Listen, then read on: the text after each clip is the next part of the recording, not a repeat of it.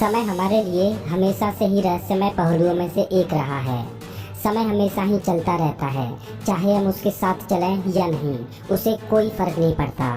वो कभी भी हमारे लिए नहीं रुकता, हमेशा आगे ही बढ़ता रहता है।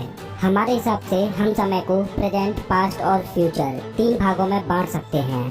हम समय में हमेशा वर्तमान में ही जीते हैं, लेकिन क्या आपने ये कभी सोचा है कि क्या होगा अगर हम समय के भूतकाल में जाकर जी सकें या फिर भविष्य में जाकर उसका अनुभव कर सकें? अगर ऐसा हुआ तो ये काफी दिलचस्प होगा।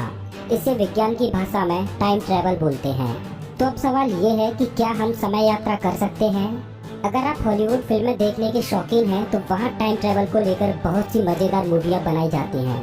अगर आपने हॉलीवुड फिल्म इंटरस्टेलर देखी है, जो कि समय यात्रा पर आधारित है, तो आप ये आसानी से कह पाओगे कि हाँ, शायद समय यात्रा की जा सकती है।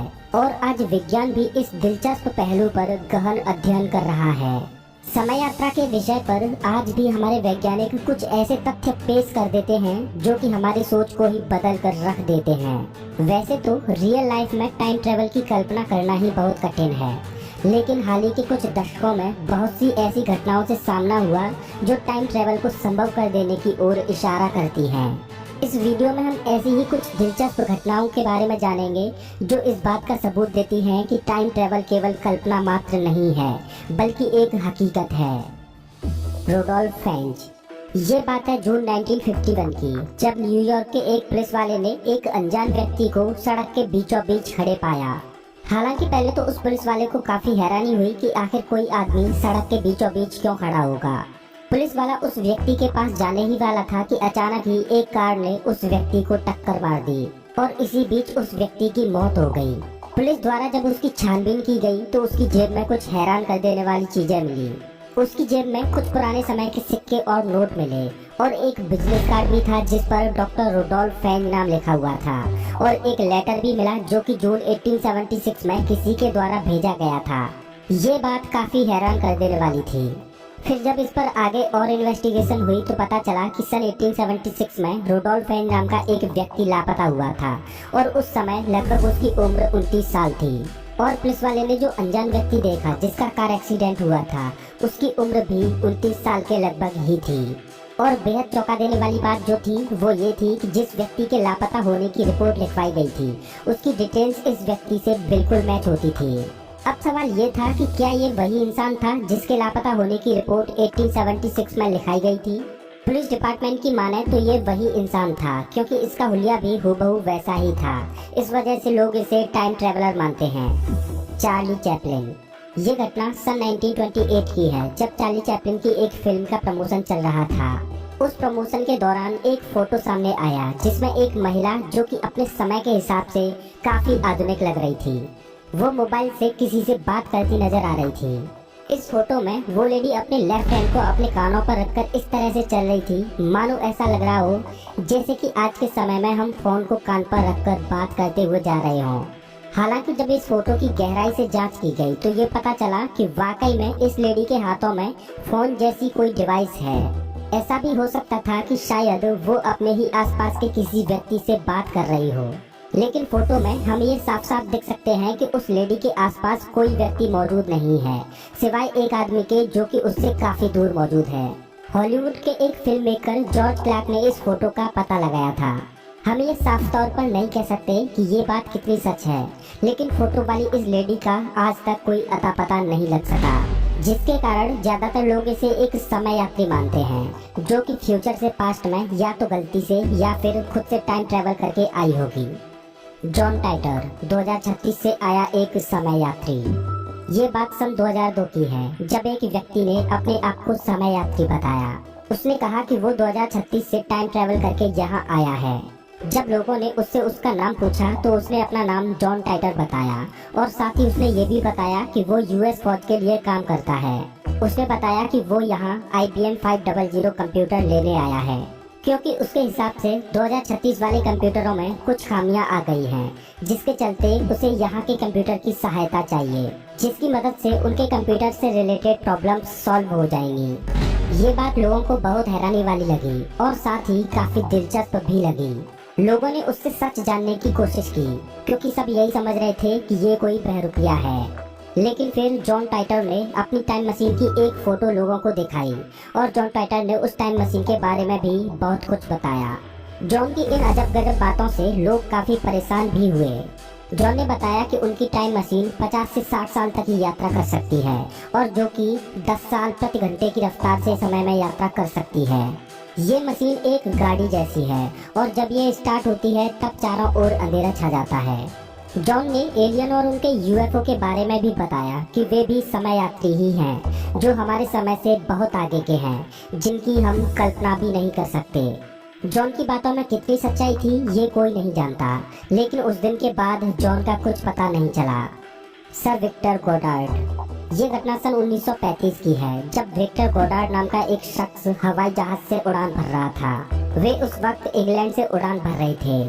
रास्ते में वो एक खराब एयरफील्ड से गुजरे और उसके बाद एक घना जंगल आ गया, जहाँ ना तो कोई जहाज था और ना ही कोई रनवे। लेकिन उस दिन जिस जगह विक्टर गोडार्ड गए थे वहाँ सही सलामत पहुँच गए और उसके बाद के वो कुछ दिन वहीं रुके। लेकिन जब विक्टर गोडार्ड वापस लौट रहे थे तब वो उसी घने जंगल के ऊपर थे जहाँ से वे पहले भी गुजरे थे।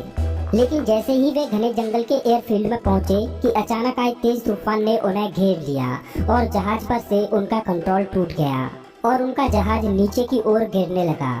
और फिर कुछ समय बाद जब तूफान रुका तो वो काफी हैरान और परेशान हो गए, क्योंकि उनका जहाज जमीन पर नहीं गिरा था बल्कि वो उसी एयरफील्ड में उड़ रहे थे। लेकिन जिस एयरफील्ड में वो उड़ रहे थे वो पहले वाले से बिल्कुल अलग था और उस एयरफील्ड में उन्होंने बहुत कुछ नया देखा। जैसे कि वहाँ पर 4 प्लेन और भी मौजूद थे जिनके कलर पीले थे, जबकि उस समय के प्लेन सिल्वर रंग के हुआ करते थे। और वहाँ मैकेनिक भी थे जो नीले रंग की वर्दी पहने हुए थे और वो जो प्लेन थे उनके मॉडल भी अलग थे। लेकिन जैसे ही विक्टर का विमान आगे बढ़ता गया वो अपने जंगल वाले एयरफील्ड में वापस पहुँच गए। जब विक्टर इंग्लैंड पहुँचे तो उन्होंने ये घटना अपने दोस्तों को बताई, लेकिन उनकी इस बात पर किसी ने भी यकीन नहीं किया। फिर विक्टर ने ये बात किसी और को नहीं बताई और फिर उसके बाद 1975 में उन्होंने एक किताब लिखी जिसका नाम था फ्लाइट टुवर्ड्स रियलिटी। इस किताब में उन्होंने उस पूरी घटना का जिक्र किया जो उनके साथ घटी। बताया जाता है कि इस घटना के कुछ सालों बाद ही रॉयल फोर्स की ड्रेस नीली हो गई और जहाज पीले रंग के हो गए और कुछ नए प्लेन भी आ गए जिनके मॉडल हुबहू वैसे ही थे जैसे विक्टर ने उस एयरफील्ड में देखे थे। इस घटना के बारे में ऐसा माना जाता है कि विक्टर उस तूफान के जरिए समय यात्रा कर गए थे। Time travelling hipster. ये घटना एक फोटो के रूप में सामने आई जो कि पहली बार लोगों के बीच 2004 में आई। बताया जाता है कि ये फोटो सन 1940 की है, जो कि reopening of south forts bridge in gold bridge के दोबारा खुलने के मौके पर लिया गया था। इस फोटो में खड़ा एक व्यक्ति जो कि अपने समय से कहीं अधिक आगे के कपड़े पहने हुए नजर आ रहा है। इस व्यक्ति ने सनग्लास भी पहने हुए हैं और इतना ही नहीं बल्कि इसके हाथ में एक डिजिटल कैमरा भी नजर आ रहा है जो बिल्कुल आज के समय के कैमरा जैसा लग रहा है। इसके कपड़े और सनग्लास की वजह से ये माना जाता है कि ये व्यक्ति एक समय यात्री है, क्योंकि जिस वक्त ये उस फोटो में दिखाई दे रहा है उस वक्त सनग्लास नहीं थे और न ही इस तरह के किसी आधुनिक कैमरे का आविष्कार हुआ था। इस फोटो पर काफी बहस और रिसर्च भी हुई। कुछ लोगों का मानना था कि ये फोटो असली नहीं है, लेकिन जब इस पर रिसर्च हुए तो ये स्पष्ट था कि ये फोटो असली है। इस फोटो से कोई छेड़छाड़ नहीं हुई और इस फोटो को वर्चुअल म्यूजियम ऑफ कनाडा की वेबसाइट पर देखा जा सकता है। अब सवाल ये है कि क्या ये व्यक्ति एक समय यात्री था? हालांकि ये फोटो बेहद विवादों से घिरी हुई है, लेकिन सोर्सेज यही कहते हैं कि ये एक समय यात्री ही था। Torrid man. ये घटना सन 1954 की है, जब एक आदमी जापान के टोक्यो एयरपोर्ट पर उतरा। जब उसका एयरपोर्ट पर पासपोर्ट चेकिंग के लिए गया तो ये पाया गया कि वो इंसान एक टोरेड नाम के देश का रहने वाला है। इस बात ने वहाँ उपस्थित सभी लोगों में खलबली सी मचा दी, क्योंकि इस नाम का कोई भी देश या राज्य पूरे वर्ल्ड मैप पर नहीं था। तो फिर वो आदमी वहाँ कैसे रह सकता है?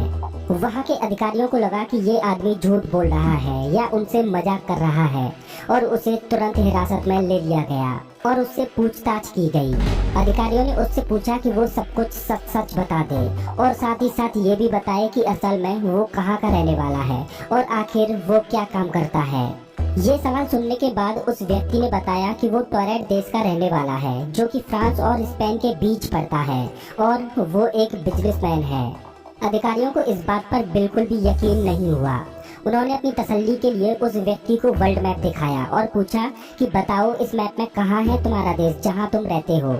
जब उस व्यक्ति ने वर्ल्ड मैप देखा तो वो भी काफी हैरान और परेशान हो गया, क्योंकि उस मैप में उसका देश था ही नहीं।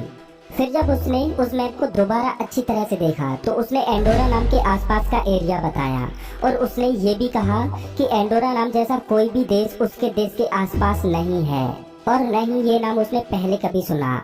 इसके बाद उसने ये भी बताया कि उसका देश टोरेड यहाँ हजारों सालों से मौजूद है और वो जापान में पिछले 6-7 सालों से बिजनेस वर्क के लिए आता जाता रहता है। इस बात को सच साबित करने के लिए उसने अपने पासपोर्ट की पिछली सभी एंट्रीज को चेक कराया और उससे ये साबित भी हुआ कि वो जो कुछ भी कह रहा है वो सब सच है। और इतना ही नहीं बल्कि उसके पास टोरेड देश का खुद का ड्राइविंग लाइसेंस भी था और वहाँ की नागरिकता की आईडी भी थी। इन सबको देखकर वहाँ के अधिकारी चौंक गए और उन्होंने इस सब की जानकारी जापान पुलिस को दे दी और उस आदमी को एक होटल में भेज दिया गया, जहाँ 2 और गार्ड उसके साथ गए ताकि वो कहीं भाग न जाए। और जब उसे अगली सुबह पूछताछ के लिए बुलाया गया तो वो आदमी वहाँ मौजूद नहीं था। जब गार्ड से उस आदमी के बारे में पूछा गया तो उन्होंने कहा कि वो आदमी अभी तक कमरे से बाहर नहीं आया और उन्होंने उसे रात से कहीं आते जाते भी नहीं देखा। यहाँ एक और गजब की बात ये भी थी कि उस रूम से निकलने का कोई और रास्ता भी नहीं था। इस घटना के बाद उस व्यक्ति का कुछ भी पता नहीं चल पाया कि वो कहाँ से आया था और फिर कहाँ चला गया। इस घटना पर लोग यही कहते हैं कि वो एक टाइम ट्रैवलर था। समय यात्रा की ये घटनाएं कितनी सही हैं और कितनी गलत ये पक्के तौर पर कोई नहीं कह सकता, बस इस पर बहस जरूर हो सकती है। लेकिन आज के आधुनिक दौर में हमारे वैज्ञानिक समय यात्रा पर अध्ययन कर रहे हैं। वैज्ञानिकों का ये अध्ययन कितना सफल होगा ये तो समय ही बताएगा। दोस्तों अगर आपको ये वीडियो अच्छा लगा हो तो लाइक करें और ऐसे ही मजेदार वीडियोज के लिए चैनल को सब्सक्राइब करें, साथ ही बेल आइकन दबाएं।